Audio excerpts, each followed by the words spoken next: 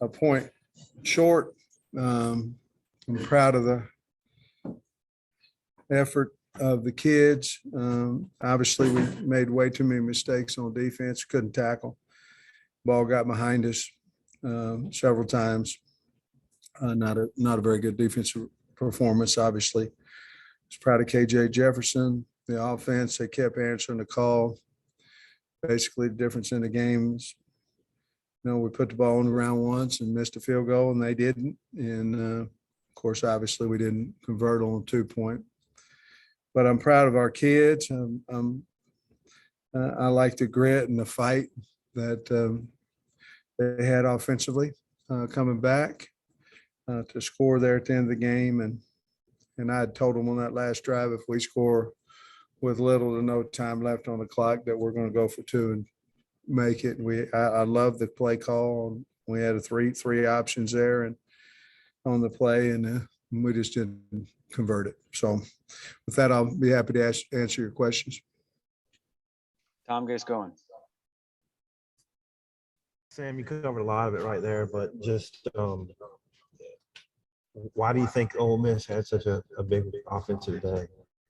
I really don't know. A bunch of it was early time we didn't tackle. We any open field tackle, we couldn't get a guy on the ground, and that included Corral. We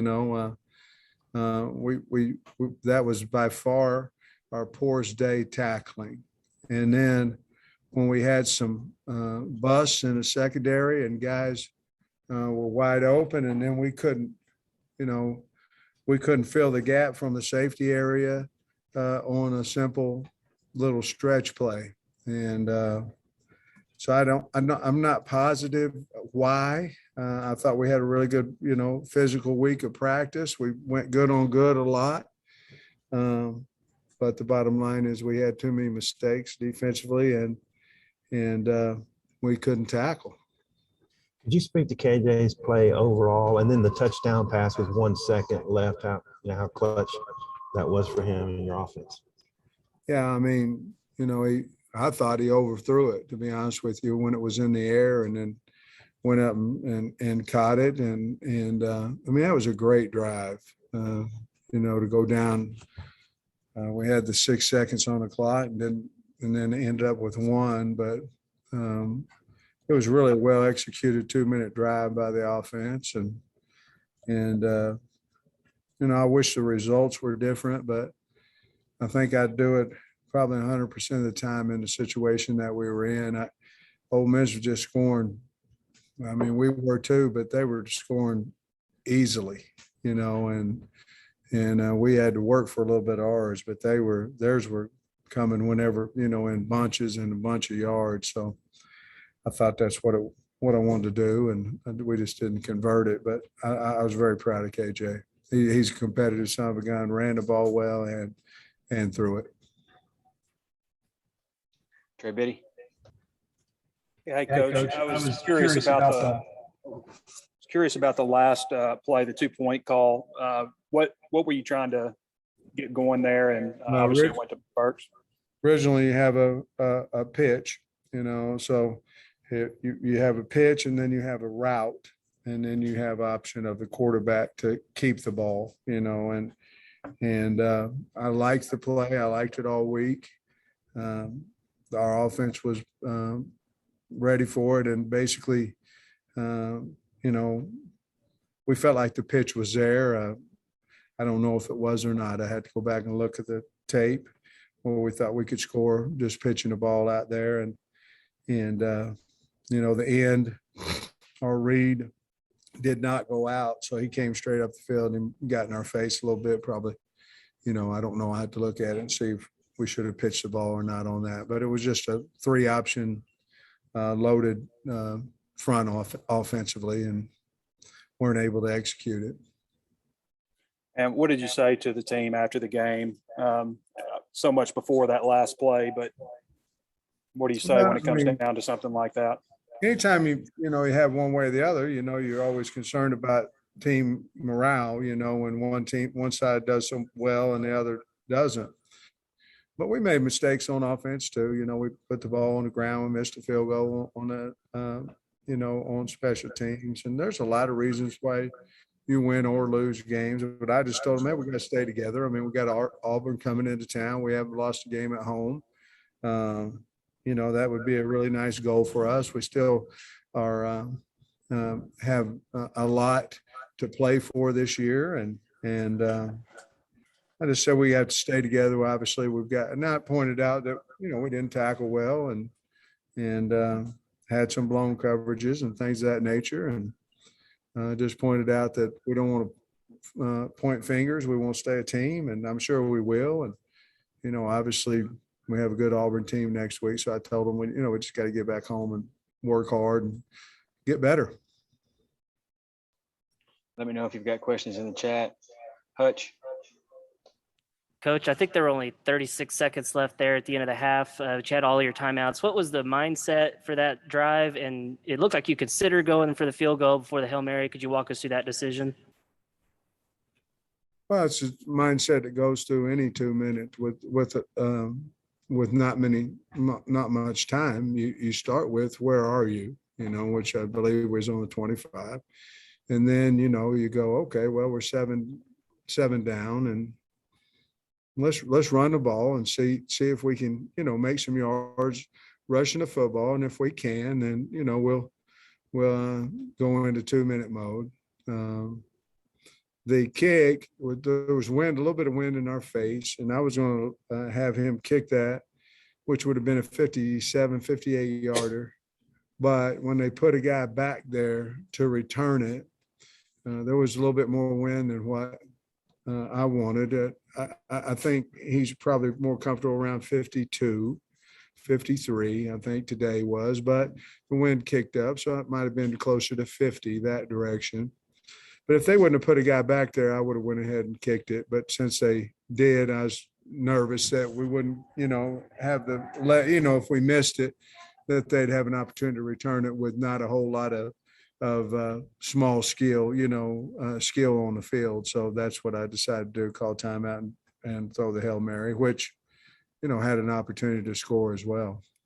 And Rocket, he'd shown some flashes leading up to this game. He had 139. What did you think of his performance today? They ran tough. You know, they stood him up. They stripped the ball from him there on our sideline, which, you know, he hasn't done a whole lot. He's been, you know, he's protected the ball well. And other than that, I thought he was really tough. You know, he's getting better. He's a guy everybody in the room can count on. And you know, he averaged 9 yards, a little over 9 yards a carry, and just a tough young kid that's going to be a really, really good player for us and put it out on the line. And you know, just because you lose a game doesn't mean that there's not some players that, like you're mentioning, that didn't have a heck of a game and didn't, you know, the effort was outstanding. You know, just because you lose a game doesn't mean that you didn't play hard. You know, sometimes you make mistakes because you can't tackle and you can't cover. That's basically what happened today. Trey Schapp. Coach, you guys stopped them on that fourth, I believe it was 1, maybe 2 there in the third quarter. And then you guys went down the field and had to settle for the field goal there. What happened on that drive? Well, they stopped us on 3rd down and we kicked a field goal. I mean, I don't know every play of the game. There was 93 plays. All I know is that I think we tried to throw it maybe early. I remember talking to the guys about, hey, they can't stop us running the football. And I believe we threw it on 1st down, and we may have thrown it 2 out of the 3 and ended up short. And I know it was like 3rd and 4 or 5 or something like, I mean, 4th and 4 or 5. It was just too far to try to go for it. And I knew we'd tie the game up. I was, you know, obviously like you are and everybody else, disappointed that we didn't convert right there and score a touchdown, but at least we tied it up, and we'd had a lot more momentum, obviously, if we'd have scored. But I believe we threw it on that first play, and we, you know, we were running the ball kind of at will. Alyssa. Coach, this is the most we've seen of Trey Knox this year, just his contribution in the game and getting him more involved in the game plan. What'd you like today? Well, I think, with Trey, our feeling was that he was going to go in an alternate series. He was going to be in the second series, and that's what happened. He's alternating. Now, he got bummed up a little bit with the ankle, but other than that, he's earned the right to play, and I think he'll help us, there. And I think he helped us today, and we've got to gain a little bit more weight with him, and he'll be he's a very willing blocker, very knowledgeable, really, really smart guy. And so I think he'll help us there. I think he'll be one of the tight ends for our future as well. Yeah, Sam, I think you said, Bob, but Matt Corral, you didn't need 7 turnovers a day, but 1 or 2 would have helped. What'd you think of his game and how he ran the ball, took care of the ball, hit big Thought he plays? played great. Thought he played great. He no turnovers. I mean, when they got a little behind us, his throws were on the money, and he's a competitor. And, we couldn't get him on the ground. And anytime that we had an opportunities one-on-one to tackle him, we couldn't. And so, we knew we'd probably get a really good effort out of him, A, because we've seen that on film, and then B, because of, the situation last year when he threw, a lot of picks.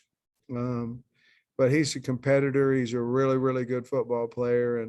And I want to say this too. Ole Miss got a good football team. They were ranked 17th for a reason. And I want to congratulate them. I didn't say anything about that. I just started talking about what we did wrong. But they got a good football team, and a lot of it hinges on him, on Corral, and so I want to give them credit because they scored, 52 points on us, and so they did a nice job. But he's a great leader. You can see him, you can feel his presence on the field. He's a very, very big time competitor. And then with some of the big pass plays they hit, pump fakes, were you guys just biting on those pump fakes or eyes in the wrong spot, or what do you think maybe happened? We were busting. On the wheel, we had a safety error, corner error they got by us 2 or 3 more times, just running by us. And then, like I say, and we've seen it on tape too, once they get behind you, guys are going to put it on the money, and that's what happened. And I think when they started really gashing us in the run game, we were trying to, early in the half, the first half, I felt like they blocked so well on the perimeter. And we were trying to get our corners and our safeties involved in the run game, and they must have seen it and started running by us, which shouldn't happen, but it did. Thanks. Nate? Yeah, Sam, just as far as both quarterbacks' ability to run, how much did that open things up for the running backs on both teams? I thought a lot, obviously, on both sides. The running backs had big games. They had a couple over 100 yards, and we had two at 85, and then Rocket had 140 or 139. And so I think it always does, to be honest with you, Nate, when you have to, hold and hang, it freezes you on the backside a lot of times for quarterback runs, that when you hand it off, you can get some big ones because the Willie linebacker can't close the gap. And that's what happened to us a few times a day, and then it happened to them as well. But I think that's a big key, Nate. Thank you. Chris Hutchison. Hey, Coach, I'm over in Jonesboro. Wanted to ask you about Chris Stewart getting more snaps on defense this year. Where's he improved the most? Who's that, Chris? Stewart. Rashad Stewart. He's always, where's he improved the most? I would say his handling his hands in the running game. He's always been a hard playing kid that, can rush the passer. Motor goes 90 miles an hour. but I think he's improved his hands in the running game. He's still got to gain some weight to not get knocked around in there. But again, I think he's understanding leverage better this year. He's very powerful off the football, and he has a relentless motor. Tom. Hey, Sam, Warren Thompson had a pretty big game too. I'm wondering maybe with Knox, if this could mean something for your pass catchers besides, Burks and Morris. I hope so.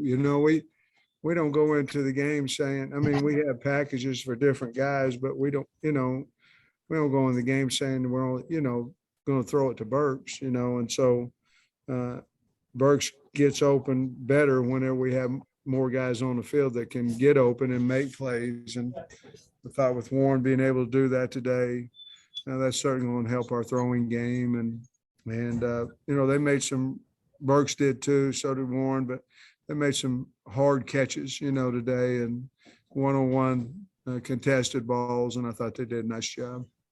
And I think this is the third game in the last 4 that you don't have a takeaway. Is that something that might start being a cause of concern? Well, sure, it is a concern. I mean, it's been a concern since, the first game. We didn't have a bunch of them, and we work on it. We work on trying to strip it and get it out of there and rally to the ball, and we pull on it, tug on it, try to hit it, knock it out. They just did a nice job of not throwing picks and hanging on to it. But yeah, certainly it's a concern. Last one, Hutch.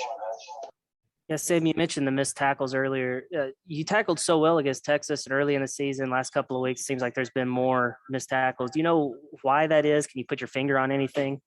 I think we're beat up a little bit more than what, I think with bumps and bruises and broken hands and different things of that nature, that's certainly going to play a part of it, but to answer your question, we can tackle better, and we tackle, in Indy, we don't tackle live bodies, but we form tackle, we tackle on sleds, and we do that every Tuesday and Wednesday.